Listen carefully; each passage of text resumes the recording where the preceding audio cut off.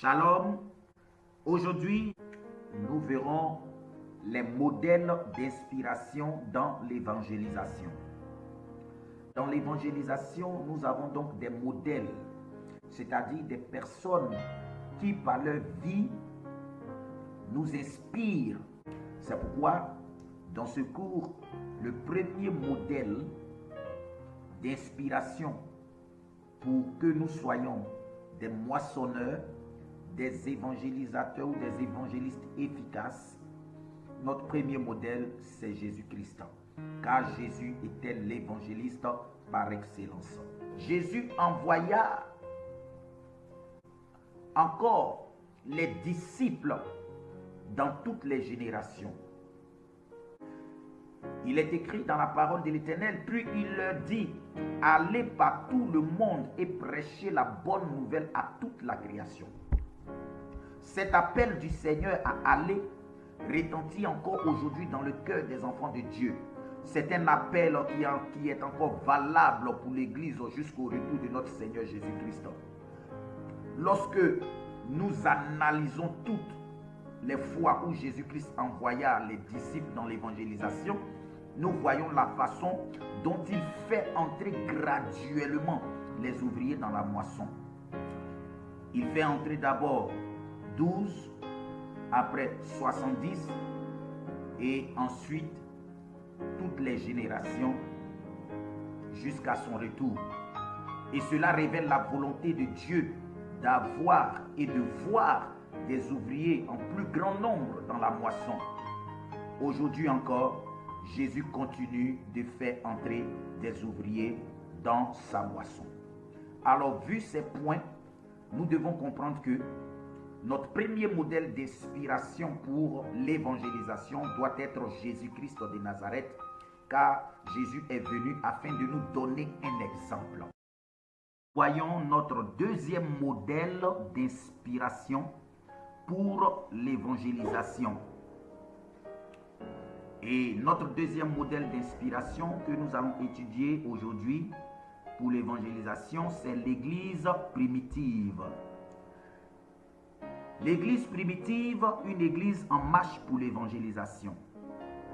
Dans les premières heures de sa formation, l'Église primitive a imité le Seigneur Jésus-Christ en s'engageant dans la proclamation de l'Évangile.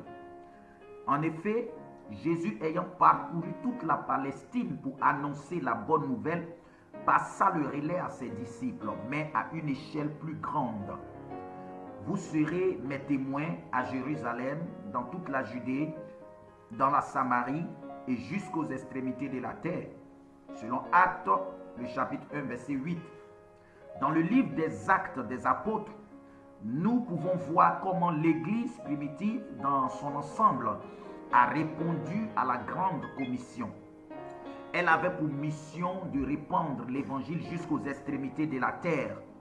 Le Seigneur Jésus-Christ avait prêché dans toute la Palestine.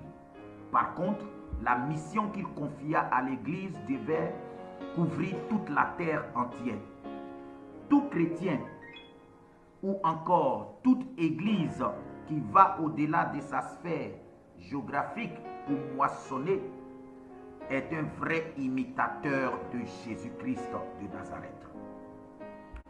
C'est la raison pour laquelle nous prenons l'Église primitive comme un modèle d'inspiration pour l'évangélisation. Toute l'Église était engagée dans l'évangélisation. Et nous allons voir les leaders qui furent engagés dans l'évangélisation dans l'Église primitive. Pierre l'apôtre. Selon Actes, le chapitre 2, les versets 1 à 41, le jour de la Pentecôte, après que les disciples furent remplis du Saint-Esprit, Pierre prit la parole devant la multitude de peuples présents. Ce jour-là, il prêcha la bonne nouvelle. Les cœurs furent touchés et le nombre des disciples passa de 120 à 3000 personnes. Pierre est un modèle d'inspiration dans l'église primitive en tant que leader mobilisé pour l'évangélisation, parce que lorsqu'il a reçu le baptême du Saint-Esprit, il s'est mis directement à la tâche de la proclamation de l'évangile. Comme pour dire que si nous avons reçu le Saint-Esprit, le baptême du Saint-Esprit, la visitation spirituelle de Dieu, ce n'est pas pour vivre juste une expérience, mais c'est pour agir, c'est pour proclamer la parole de Dieu. Car Jésus a fait la promesse, il a dit, vous recevrez une puissance, le Saint-Esprit survenant sur vous, c'est alors que vous serez mes témoins. Alléluia, gloire à Jésus. Donc Pierre n'a pas dérogé à cette règle. Le deuxième modèle d'inspiration dans l'église primitive, en tant que leader, c'est le diacre Étienne. Le diacre Étienne était un puissant prédicateur de la bonne nouvelle, rempli du Saint-Esprit. De grands miracles accompagnaient ses prédications. L'évangile était prêché avec puissance au travers de sa bouche. L'église était tellement en mouvement pour l'évangélisation que des personnes comme Étienne répandaient la bonne nouvelle autour d'eux au point de souffrir le martyre. Actes, le chapitre 6, le verset 7 nous montre comment la parole de Dieu se répandait avec l'église primitive. Actes, le chapitre 6, verset 7 nous dit ceci. La parole de Dieu se répandait de plus en plus. Le nombre des disciples augmentait beaucoup à Jérusalem et une grande foule de sacrificateurs obéissait à la foi. Alors l'histoire d'Étienne est une interpellation à l'endroit de tous les autres ministères dans l'église locale. Quel que soit le ministère que vous avez dans l'église locale, l'évangélisation vous concerne. Elle ne devrait pas être laissée entre les mains du seul pasteur. Le diacre, le chantre, le chargé d'ordre, le responsable des départements est avant tout un disciple de Jésus-Christ à qui la commission est adressée. Un autre modèle d'inspiration dans l'église primitive est le diacre Philippe et évangéliste. Philippe à lui seul évangélisa la Samarie.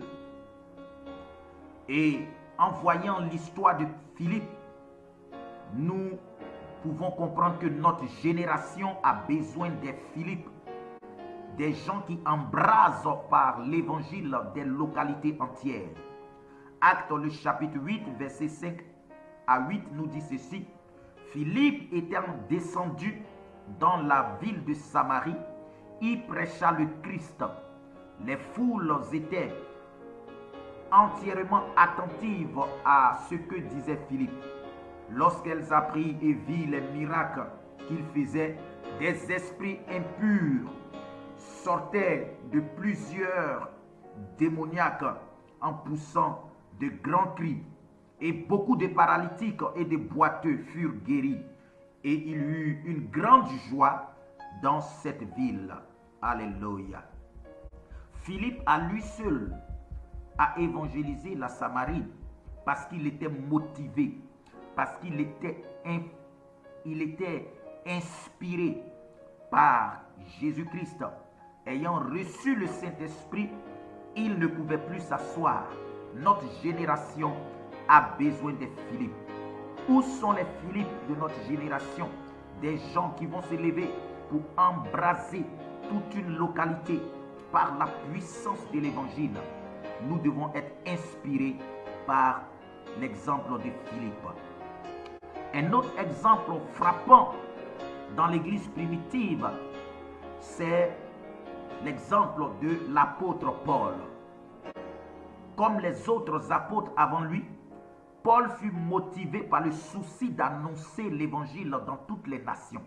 Paul dit dans le livre de Romains, le chapitre 15, verset 19, « Par la puissance de l'Esprit de Dieu, depuis Jérusalem et les pays voisins, jusqu'en Illyrie, j'ai abondamment répandu l'évangile de Christ.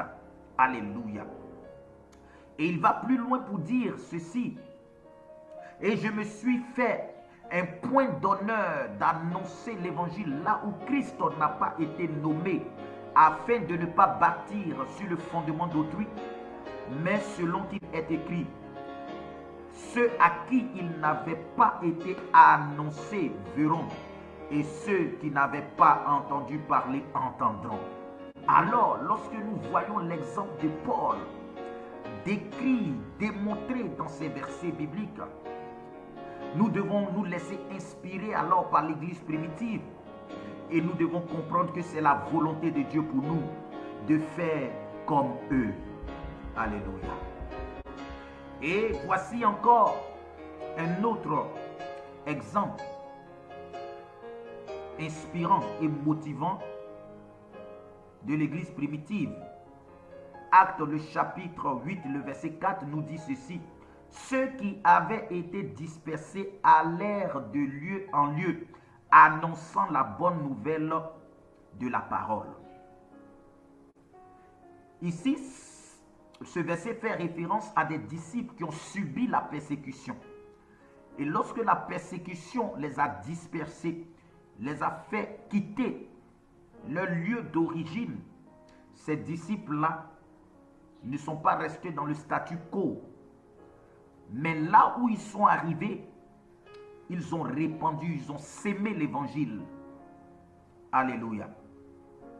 La dispersion, la persécution n'a pas été un frein pour eux, mais ils ont saisi cela comme une opportunité de répandre l'évangile dans les contrées où ils ont été dispersés.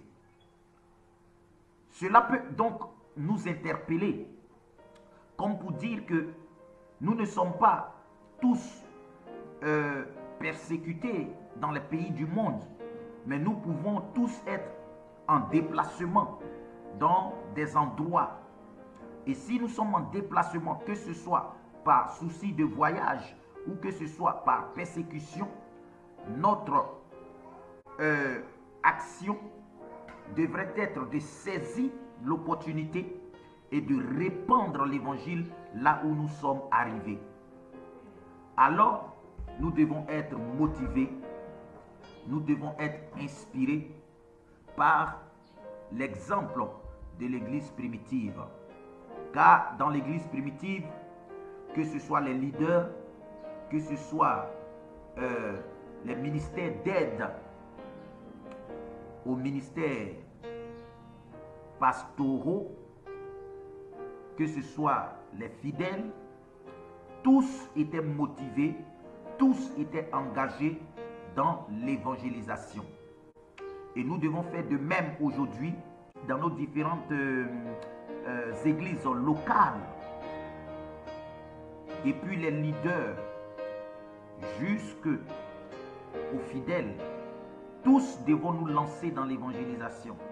Nous devons nous laisser embraser par la puissance du Saint-Esprit et répandre la parole de Dieu partout autour de nous, de sorte que les âmes soient sauvées et que le royaume de Dieu avance. Laissons-nous inspirer par le modèle qu'est l'Église primitive au nom de Jésus. Amen.